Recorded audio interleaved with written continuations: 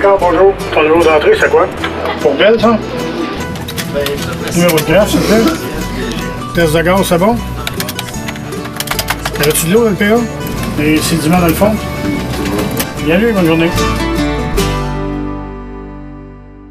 Ben moi, c'est un problème d'usure au niveau des hanches. Disons, j'ai eu de l'usure suite à l'ouvrage. Je faisais beaucoup de sport, puis j'ai eu une usure prématurée suite à ça. Puis là, ben les hanches n'étaient plus fonctionnelles. J'avais beaucoup de douleurs, j'avais plus de position, j'étais plus capable d'être assis, debout, couché. Fait que suite à ça, ils ont pris la décision de m'opérer. J'ai eu des complications avec la hanche droite plus la hanche gauche. Et suite à ça, ben, j'ai été obligé de passer une expertise de perte de capacité fonctionnelle. J'étais à ce moment-là technicien de câble, réparateur de câble. J'aurais pu encore occuper ce poste-là, sauf que j'aurais eu encore de l'usure prématurée, puis il y avait des dangers. Monter dans des échelles suite à une opération de la hanche, c'est pas conseillé. Parce que c'est quand même une prothèse, c'est une béquille, dans le fond, c'est pas naturel. Puis s'il arrive un problème, puis je tombe, ben là, l'os s'il brise, tu peux pas refaire une opération de la hanche pendant 10 fois. L'os, il vient qui s'atrophie, puis à force de sortir, puis rentrer une prothèse, l'os peut briser, puis après ça, il n'y a plus moyen de faire quelque chose de, autrement dit, de potable. Quand j'ai pris... j'ai soumis mon cas au syndicat suite aux assurances que j'avais eues. Rendu au mois de mai, je tombais sur les avantages à longue durée. Puis j'ai eu un entretien avec Alain Paradis, qui se trouve à être vice-président de notre section locale. Puis là, j'avais soumis ma demande comme quoi que je ne pouvais plus occuper le poste que je faisais auparavant.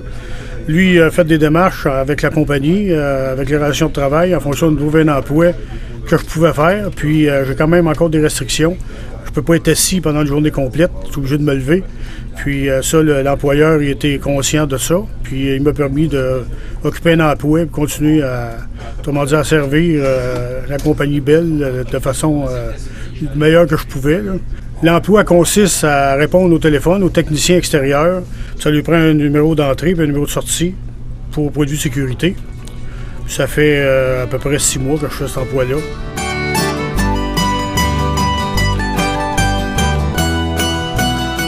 Luc, c'est un technicien du réseau extérieur, un réparateur de câbles.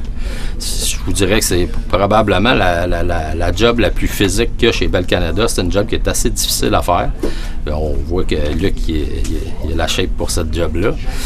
Malheureusement, il a eu sa condition personnelle, a fait en sorte qu'il a fallu qu'il y ait 2 opérations. Il y a eu une première opération qui faisait en sorte qu'il ne pouvait plus faire le travail qu'il faisait au réseau extérieur. Donc aujourd'hui, il était accommodé dans un travail de bureau qui lui plaît bien. Puis, ayant déjà fait le travail de réparateur de câbles, le travail qu'il fait aujourd'hui, c'est de donner le service à ces mêmes réparateurs de câbles-là. Donc en même temps, le côté qui est bonifié pour l'employeur là-dedans, c'est que le monsieur peut même donner de la formation aux gens avec qui il a à interagir à l'extérieur parce que, de par l'expérience qu'il a sur le réseau extérieur, il peut dépanner beaucoup de monde.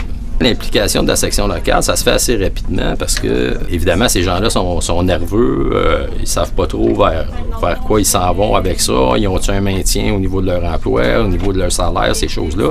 Fait qu'ils nous appellent assez rapidement, la section locale, pour nous informer qu'ils ont des conditions maintenant qui font en sorte qu'ils ne peuvent plus faire le travail qu'ils faisaient auparavant. C'est évident que pour la réinsertion au travail ou de l'accommodation ou de l'introduction au travail, il y a des lois qui existent. On sait qu'il y a beaucoup de lois en vertu des droits de la personne au niveau de l'accommodement raisonnable. Par contre, au niveau de l'obligation de l'employeur, au niveau des clauses de convention, du salaire et ces choses-là, bien évidemment, il n'y a rien dans la loi qui est spécifié là-dessus. Donc, de là toute l'importance d'avoir des clauses de convention pour protéger justement les conditions de travail des gens quand on a à les réinsérer au travail.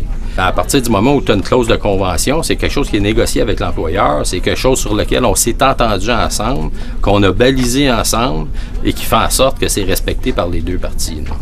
Au niveau de la compagnie, dans le moment, on a une très, très bonne entente là-dessus. Je vous dirais, moi, personnellement, ça fait 20 ans que je fais du mouvement, je suis dans le mouvement syndical. Ça fait 20 ans que je fais des dossiers d'accommodation. On en fait 2-3 par année, je vous dirais facilement. Puis on n'a jamais eu l'impossibilité de relocaliser quelqu'un, si vous voulez. En 20 ans, là, moi, j'ai réellement pas eu de problème avec ça. L'employeur, l'ouverture est là. Puis je pense qu'en quelque part, comme je disais tantôt, ils ont beaucoup à gagner là-dedans aussi. L'expertise des gens, tu veux la garder, là. Je veux dire, si tu veux former les nouveaux arrivés, ben, en quelque part, ça te prend du monde qui ont déjà fait le travail.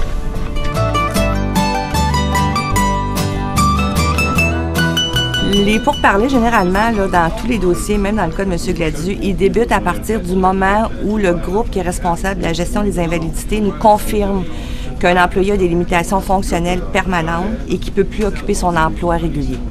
Il faut toujours regarder, évidemment, on a les limitations fonctionnelles de l'employé, ses restrictions médicales, et là, on se doit d'évaluer tous les postes potentiels qui pourraient rencontrer ces limitations fonctionnelles-là. Et à partir de ce moment-là, évidemment, ça prend un poste qui est vacant.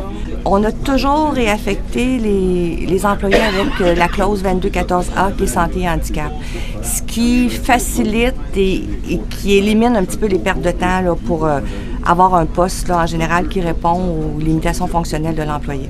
On travaille vraiment en collaboration avec l'employé, avec le syndicat, puis Bell Canada est prêt là, à aider les gens à se redéployer. Ça a bien de l'allure. Un bon climat de travail ici. Mes confrères de travail, mes consoeurs, c'est bien plaisant. On a du plaisir.